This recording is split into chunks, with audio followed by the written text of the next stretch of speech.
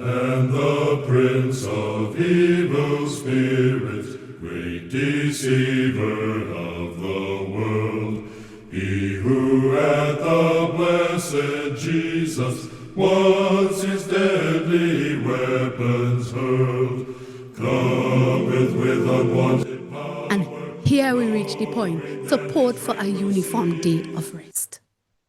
So after establishing the claim, the insinuation claim, that blue laws restoration are necessary to save the family because it makes people go back to church, and going back to church on Sunday is what helps the family, helps marriage, helps children. They come and they make it clear to you what they mean when they say church attendance. Not any day you feel like, but Sunday. And not any day you choose, because it has to be uniformed. So we read.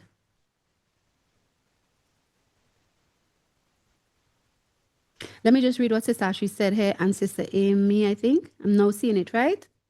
She said, so they will look at us as being against the well-being of children, of families. Yes, sis, add in, of marriage. They will think we are fighting to keep the state of things created by the left. That's it. And then she says, the 7-day Sabbath is pro the well-being of the family. Thou, nor thy son, nor thy daughter. Amen. These are the things we have to preach. So let's go. Support for a uniform day of rest. As zoning laws allow a community to determine where one can operate certain businesses, blue laws reflect the local judgments as to when one can operate certain businesses. In the case of McGowan versus Maryland of 1961, the Supreme Court held by an 8-1 vote that Sunday closing laws that include the purpose of providing a uniform day of rest are constitutional and can accommodate the fact that the majority of the people who take a day of rest for religious reasons do so on Sundays. As we have shown, this is a lie on the ruling of the Supreme Court in McGowan versus Maryland. The simple fact of the matter is that the Supreme Court did not rule that religious, federal, persecutive, anti-liberty of conscience Sunday laws were constitutional. The Supreme Court was speaking about secular Sunday closing laws.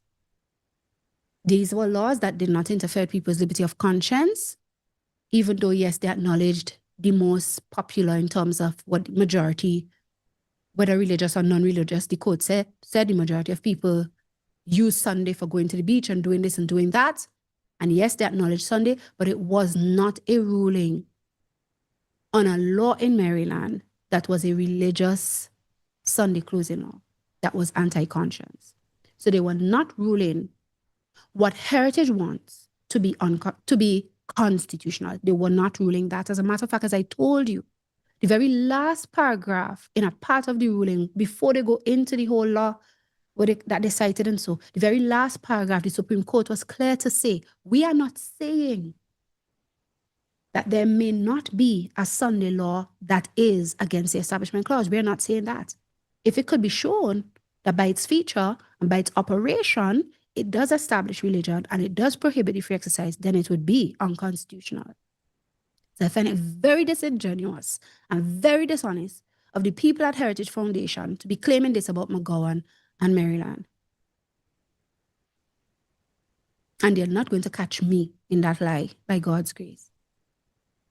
But what is clearly the case is that that's what they want. They want to promote their religious Sunday law, force them to go back to church. It's good for the family, good for marriage, good for children.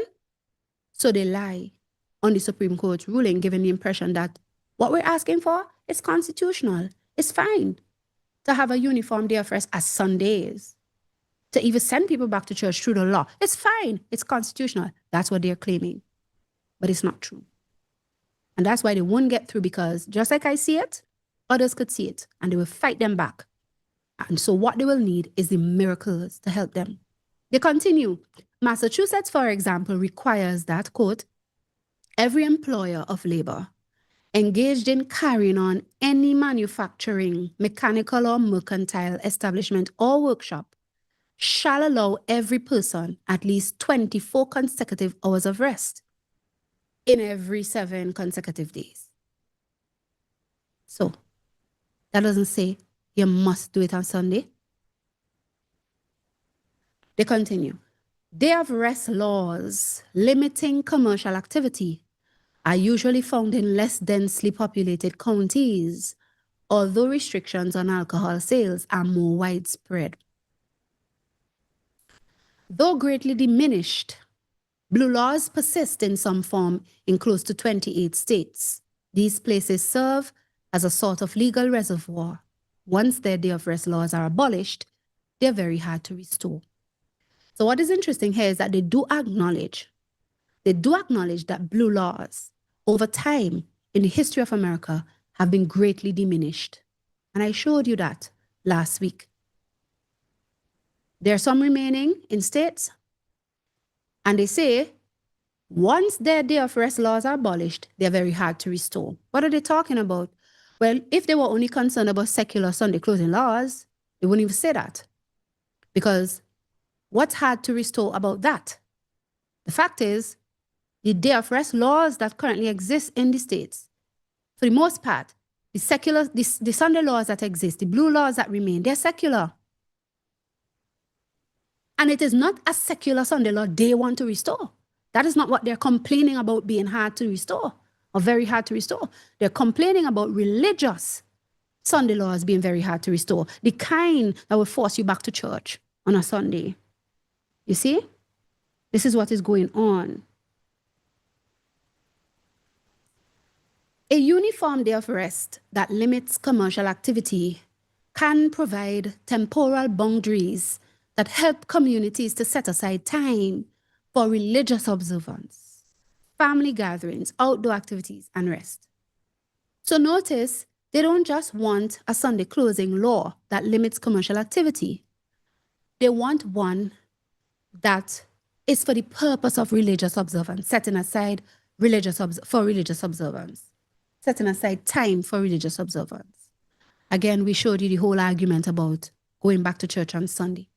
They say a stable base of research shows that these practices correlate with better mental health, stronger social bonds, and more stable family structures. Are you hearing this? They're claiming that Sunday, because above here, they said that the most popular day Sunday is.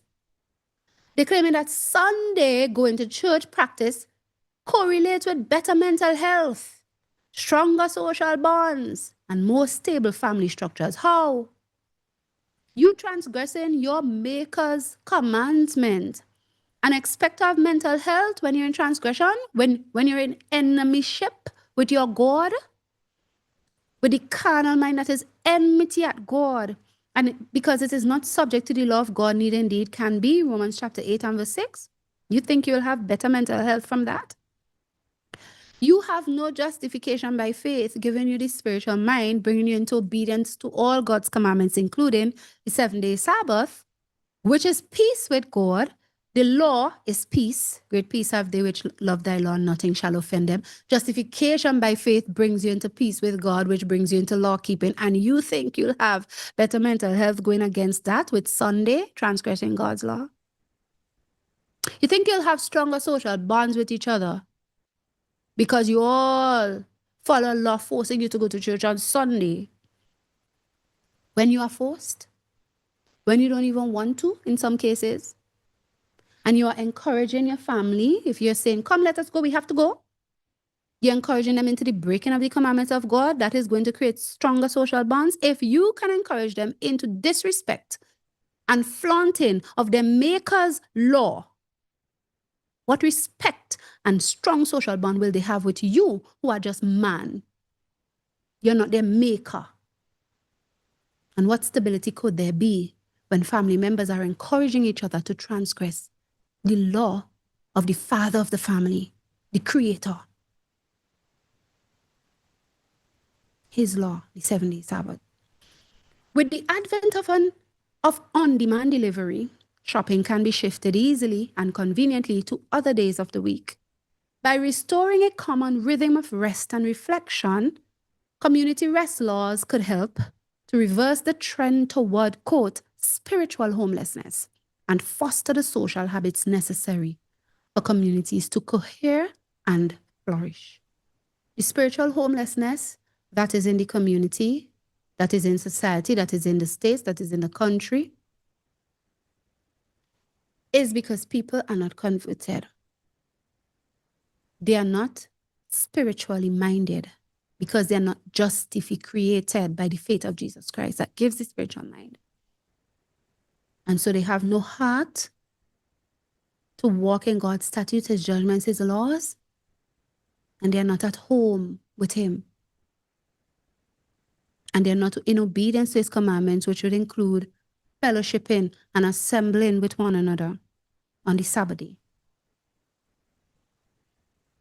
All right, and the last paragraph says, despite today's on-demand culture, the U.S. Postal Service does not deliver regular mail on Sundays.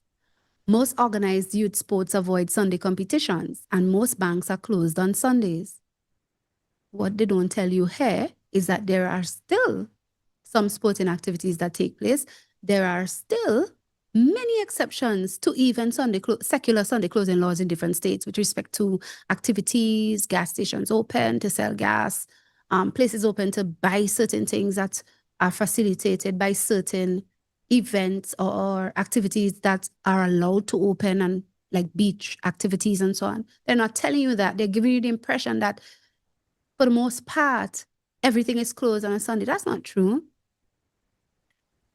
The ever-popular Chick-fil-A chain closes its restaurants on Sundays for the benefit of its workers and their families. So,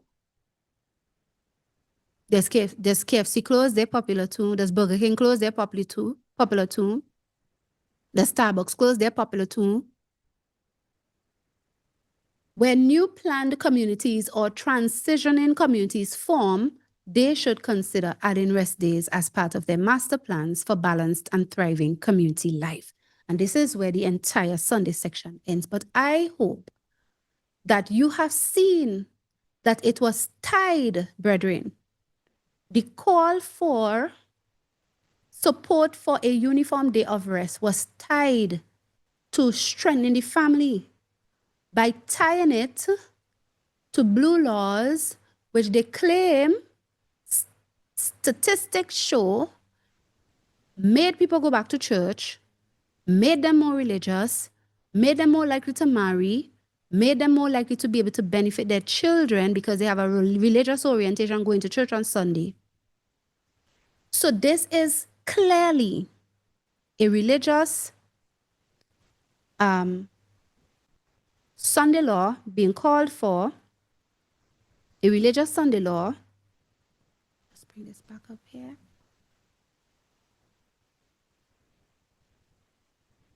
With Sunday attendance or church attendance, remember Stephen Wolfe saying that the main reason for the blue law should be church attendance, worship God. Stephen Wolfe, the author of A Case for National Christian Nationalism, pardon. It shows that Heritage Foundation's 2026 Saving the Family Report document roots a religious Sunday law. It roots a religious Sunday law with church attendance influence, not only commercial closings, as a necessary solution to restoring America's family, marriage, and children, thus saving the nation. But who did we say they were making that proposal to? Because that and the other proposals in the document, they were very clear. Their proposals were addressed to Congress for federal legislative actions or mechanisms. And they even addressed them to the executive, asking Trump to actually make executive orders on some of these proposals. So they made their proposals to the legislature and the executive, which is significant because Revelation 13 tells us that when the government gives life to the image of the beast, that it should speak and cause. That is legislative and executive life. It is not a state Sunday law. It is federal they're proposing.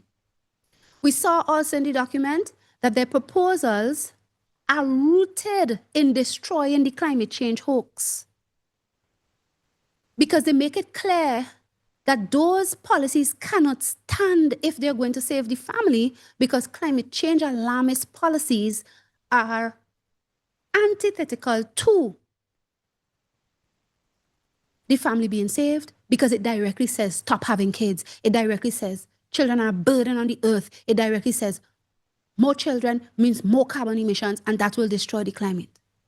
And they say, hey, if we're going to be serious about saving the family, with all these proposals we have, get rid of climate change alarmism. Root it out as weeds out of our garden. They're telling Congress that. They're telling the federal legislature that. They also show that their proposals are an effort to restore morality in America, because we saw them fighting against all the immoralities of the left. Their proposals are a veritable pushback against the left's communist immoral principles, policies, and culture, with the intent to, quoting them, slay the anti-family beast. It is evident to me that the writings of Heritage Foundation this time marks a significant and demonstrates significantly that this Save the Family report constitutes the first official agitation in America for the Son Dilla prophesied of in Revelation 13, 11 to 18.